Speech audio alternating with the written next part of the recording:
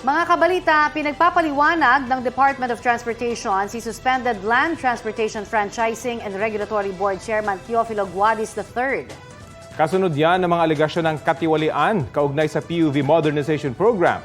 Ibinunyag kasi ng dating Head Executive Assistant Secretary ni Guadis na si Jeff Tumbado na may mga transport operator na nagpapalagay kay Guadis.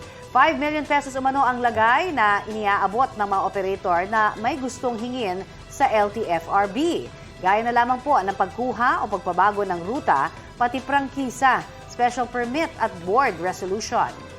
Maraming beses umanong nasaksihan ni Tumbado ang mga ganyang transaksyon sa opisina ni Guadis. Meron din daw siya mga screenshot ng texts at audio recordings.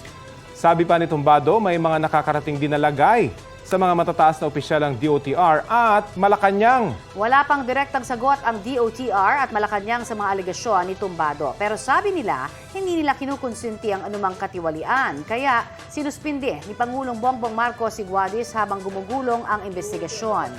Maghahain naman ng kasong graft at paglabag sa ease of doing business si Tumbado sa Ombudsman kasama ang grupong Manibela. Meron ding transport strike ang Manibela sa Lunes para kondenahin ang umano'y katiwalian. Sinusubukan pang kunan ng bagong pahayag si Guadis. Una na niyang sinabi na handang makipagtulungan ng LTFRB sa investigasyon. Handa rin daw si Guadis na harapin ang anumang reklamo laban sa kanya. Wala pa po akong nalalaman ng ganyan. Pero kung meron man po, haharapin naman po natin. Malinis po ang ating kalooban. Siyempre, head executive assistant ako. Siyempre, lahat ng bagay na napag-uusapan namin one-on-one sa loob ng office niya.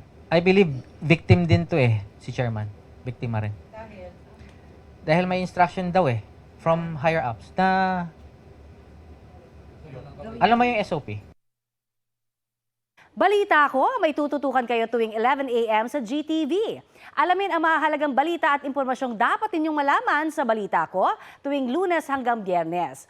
Mag-subscribe din po sa GMA Integrated News sa YouTube. Sa mga kapuso naman abroad, maaari po kaming masubaybayan sa GMA Pinoy TV at www.gmanews.tv.